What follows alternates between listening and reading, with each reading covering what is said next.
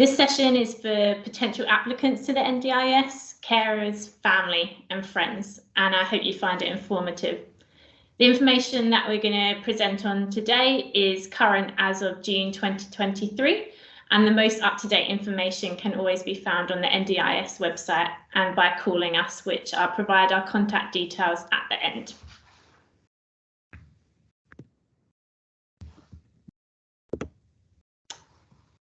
I'd like to do an acknowledgement in country. Today I'm on the land of the Whadjuk people and the Noongar Nation, and I'd like to pay my respects to elders past, present and emerging, and any Aboriginal or Torres Strait Islander people joining this session today. So the session today, we will cover what is the National Disability Insurance Scheme, also known as the NDIS. Who are APM and what do we do? We'll be looking at eligibility and how to undertake the process of access to the NDIS. We'll look at what the NDIS would fund for and how APM may be able to assist you. So to start off today's presentation, I'm going to clarify some terms that you may or may not be familiar with. These terms are used widely across the National Disability Insurance Scheme, so it's a good idea that you have an understanding of what they are. So firstly, a participant. This is somebody who has met access to the NDIS. A customer is someone who's yet to meet access to the NDIS and may be exploring the application process. They can also be called a potential participant. An access request form, ARF is the acronym, and this is the form required to accompany an individual's application to the NDIS. You've also got a verbal access request, which is a method of applying to the NDIS. A support and evidence form, which is used to accompany a verbal access request or provide further information with your access request form. We have the National Access Team. This is the team at the National Disability Insurance Agency who makes the decision whether you're eligible to meet access to the NDIS. And we have 3 access decisions that could be made. Access met, where you become a participant of the National Disability Insurance Scheme. Access not met, where you've been deemed to meet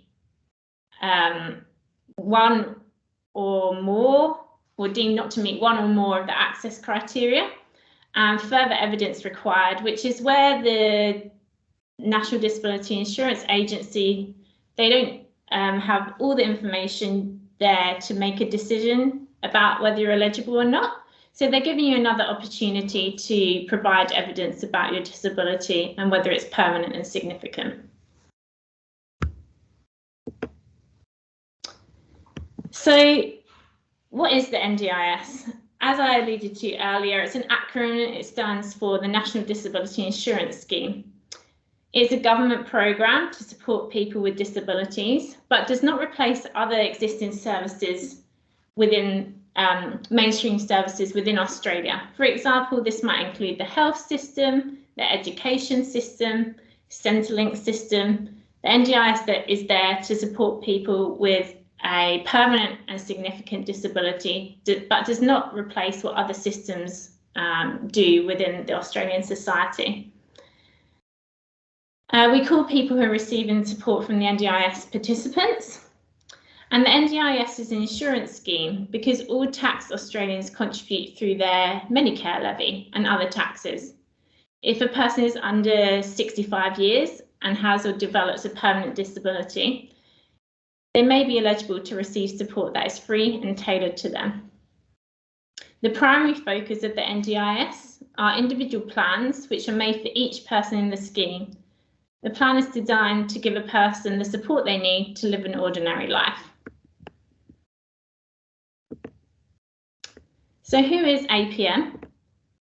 APM is a partner in the community with the NDIS. We are contracted by the NDIS to perform a couple of functions in the rollout of the NDIS across 6 regions in WA, as well as areas in the Northern Territory and Queensland. There are multiple partners, and depending on the region and how you are allocated to a partner, depends on the participant's postcode and also the complexities of the individual who's applying to the scheme. In the diagram on the presentation, there's the NDIS scheme in a purple box, and underneath we have 3 partners in the community, which is specific to WA, as that's where I'm based today. We have APM, Mission Australia and Wansley. APM and Mission Australia support people in WA aged 7 to 65 years old, and Wansley support children in the early childhood early intervention aged 0 to 7.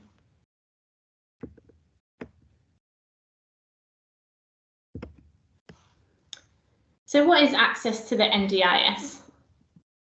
In order to access the scheme, NDIS look at 3 entry requirements: permanency, the impact of a disability, age and residence.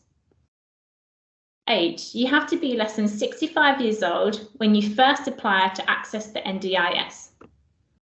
Residency, you have to be an Australian citizen, hold a permanent visa or a protected special category visa.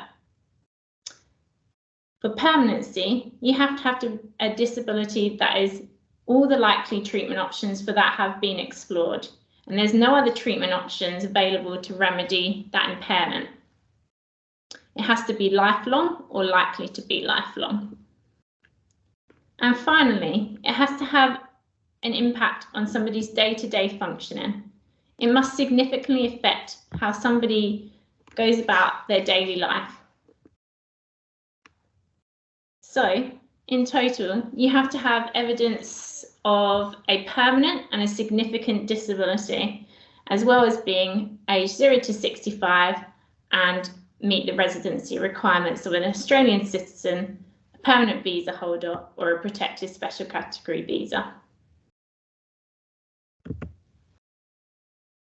There are a couple of ways that you can undertake access to the NDIS. The current and most up-to-date information can always be found on the NDIS website. One process that can be used is an access request form. An ARF, as the acronym is known, can be downloaded from the NDIS website or sent to your postal address. This is a 2-part form that needs to be completed in 2 sections. Section 1 is your personal details that are completed by the applicant or the nominated representative for that person. Section 2 is information that is completed by your treating health professional that is most relevant to your disability. The other way that you can apply to this scheme is called a verbal access request. And this is done by calling the NDIS directly on 1800 800 110.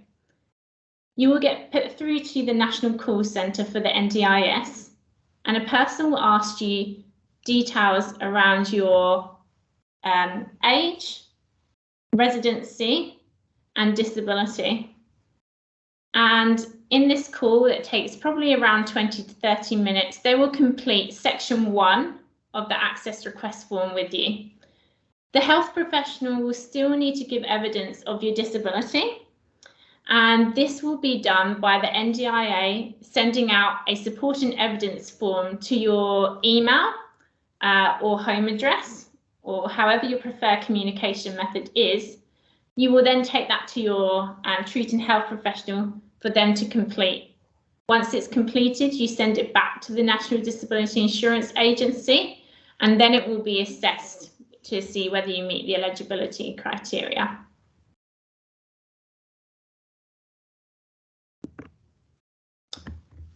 In this slide, there's a picture of the access request form. It's a purple PDF form, and that can be completed on the computer, or it can be printed and done as a hard copy. As I noted earlier, there's 2 sections to the form. Section 1 is to be completed by the applicant or the representative for that individual. And section 2 is to be completed by the treating health professional. This form can be downloaded from the NDIS website. You can pick up one from your local APM office or partner office closest to you, or you can request for it to be sent in the post or email. So, who can provide evidence of your disability? The most appropriate person to provide evidence of a primary disability is by somebody who's treated the individual who's applying for a significant period of time, and that's around about 6 months. The NDIS website has some excellent resources available to evidence who can provide disability evidence and who's the most relevant treating health professional. So as an example, an individual with early onset dementia might be a neurologist. A person with a psychosocial disability might be given by a psychologist or a psychiatrist, but a mental health nurse may also be able to support with some of the functional day-to-day impacts of a person's disability.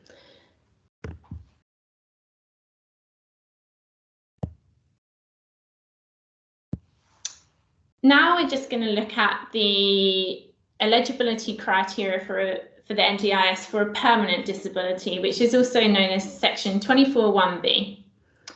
There are a number of conditions that the NDIS outline where you don't have to demonstrate that there is a permanent impairment. These are called List A conditions, and you can find this on the NDIS website. These are conditions that are likely to meet the disability requirements for both permanent and significant disability. There are also List B conditions, conditions that are likely to result in a permanent impairment.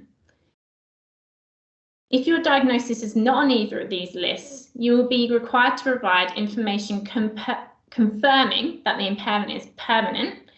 And in order to detail this, you would have to evidence the previous treatments undertaken and the outcome, frequency, and duration of each of these to establish that it is a permanent disability. This is available for the health professional to write on section 2 of the access request form. But on the next slide, I'm going to demonstrate how we have previously shown individuals that they can demonstrate a permanent disability. We like to use a table to demonstrate a timeline of the interventions that an individual has gone through in relation to their primary disability. So in this table, the top row has treatment, the date of the treatment, the frequency, the duration, and the outcome. And then for each treatment option the individual has explored, for example, the surgery to a person's lumbar spine, the date, the 28th of June in this example, 2009. They undergo one surgery.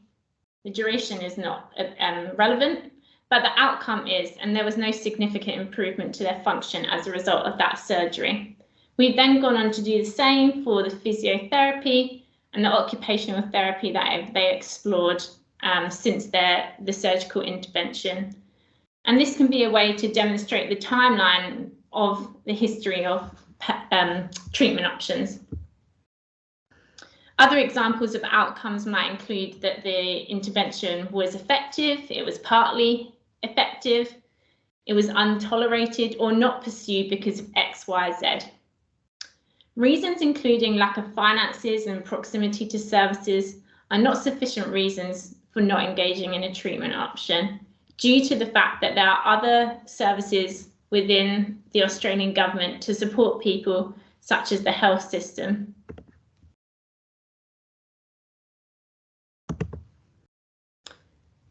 So once you have demonstrated a permanency of a disability, the next part of the access criteria is a significantly reduced functional capacity. And in the section 2 of the access request form, the most relevant treating health professional will have to demonstrate a significantly reduced functional impairment in one or more of the 6 domains that are given to you in the access request form. It's really important that the health professional only comments on the domains that are appropriate to the individual that's applying. They really want to know what a person cannot do without the support of another person, or what we call assistive technology. Assistive technologies are aids and equipment that support people to be more independent. I'm going to go through each of the domains and explain what they are. So I'm going to start with communication. Communication is how you speak, write, or use sign language and gestures to express yourselves compared to other people your age. The NDIS will also look at how well you understand people and how well others understand you. Socializing. So this is how you make and keep friends or interact with the community, or how a young child plays with other children. We look at how a person's behaviour is relevant to expected social norms and how people might cope with feelings and emotions in social situations. The next one is learning. So this is about how an individual learns and understands and remembers things in everyday life, and how a person can practice and use those new skills. Do they need support from another person to do this? Do they need prompting? The next domain is mobility, or moving around. How easily you can move around your home and the community. How you, for example, can get in and out of bed or a chair, transfer from the toilet to the shower. We consider how a person might use their arms and legs in everyday life to assist them to be independent. The next domain is self-care. This is about a person's individual hygiene, their personal care, their grooming, eating, drinking, and health. The NDIS will consider how a person gets dressed, showers, or can prepare meals without risk to the individual. The next domain is self-management. Now, this is only considered if an individual is generally over the age of 6 years old. It's how a person can organise their life. They consider how a person will plan, make decisions, and generally be able to look after oneself day to day. This might include being able to problem solve or manage money. It might be doing day-to-day tasks, and how, if a scenario changes, how a person might be able to adapt. They consider the cognitive ability of a person to manage their life. So, as I said before, these domains are really about what a person cannot do. If a person can easily do things without support from another person or assisted technology, the health professional should leave these blank and only comment on the domains that a person really has significant reduced capacity in. And to meet access to the NDIS, you only have to show a substantially reduced function in one or more of these domains. So, to demonstrate a gold standard example, this has been taken directly from the NDIS website, and I'm going to read through the gold standard example and then explain why this is a good example. So we're going to use the domain of learning. Chris has difficulty understanding and remembering information and then translating that into actions or tasks. He is unable to learn and remember the tasks associated with going shopping by himself or cooking, or being able to predict what is going to happen next and organise information in a logical way to make his decisions. Chris is unable to be left alone within his home or the community, as he needs supervision constantly to ensure his safety in all of these environments. He requires a support person to be with him to assist him to understand when he's interacting with others in the community. So why this is a good example is where possible, it avoids using clinical or medical terminology. It uses plain English and clearly evidences the limitations that he experiences day to day due to his impairment. It comments on specific learning activities affected by his disability, the type of support needed, and the level/frequency of support that Chris requires.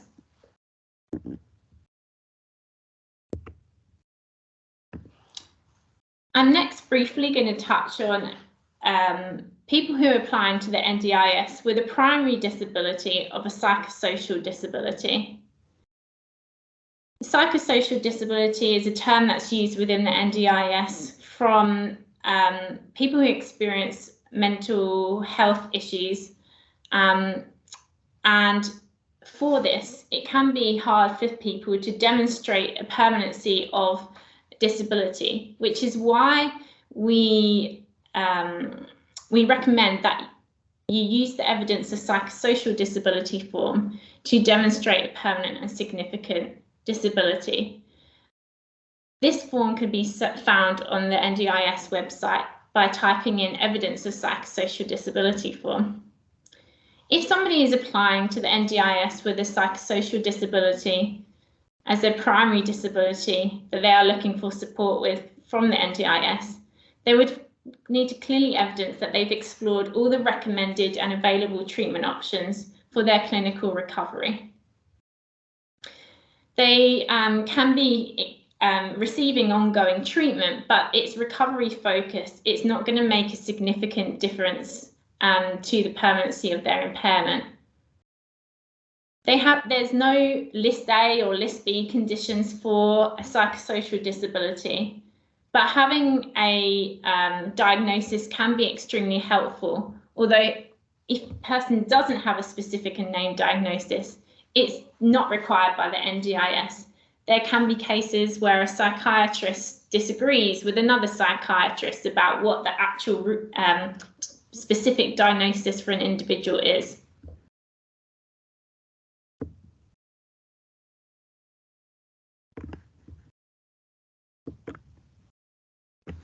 So once somebody has sent in all their documentation to the NDIS to be looked at by a NDIS delegate at the National Access Team, so that's somebody with decision-making authorities as to whether somebody meets access to the NDIS or not. There are 3 possible outcomes for any access requests, and they are that access is met, and you may be connected with a partner in the community, local area coordinator, LAC, or an NDIA planner, and this really depends, as stated earlier, whereabouts you are located within Australia. The second decision that might be made is that access is not met. This means that one or more criteria for eligibility have not been met. And from here, you can either reapply if you have new or different information or your circumstances have changed. Or if you believe that the decision is not correct, you can request a review of that decision. And this can be done by calling the NDIS, or you can go onto the NDIS website and lodge a review of a decision by completing a form and sending it to the NDIS. Further evidence required is the third decision that might be made. And this means that further information is needed to make a decision whether you meet access to the NDIS or not. So the access delegate is giving you another opportunity to provide information that's needed for them to make a decision on whether you meet all the eligibility criteria for the NDIS, which include your age, your residency, a permanent and a significant disability.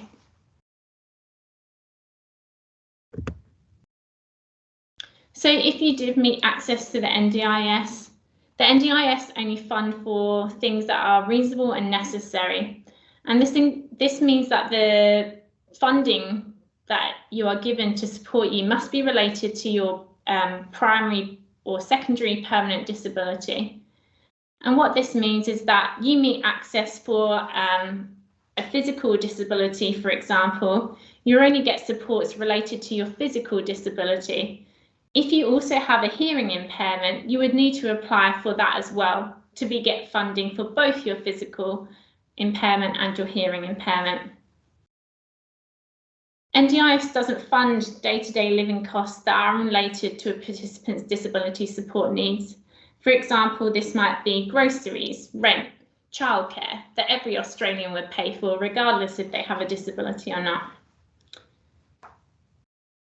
The funds that you receive from the NDIS to support you to be independent, the things that you purchase or engage in therapies must be likely to be effective for you and work.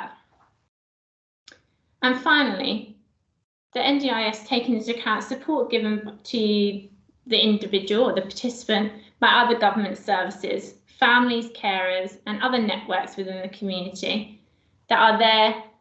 If the NDIS wasn't there, they would be there to provide support anyway.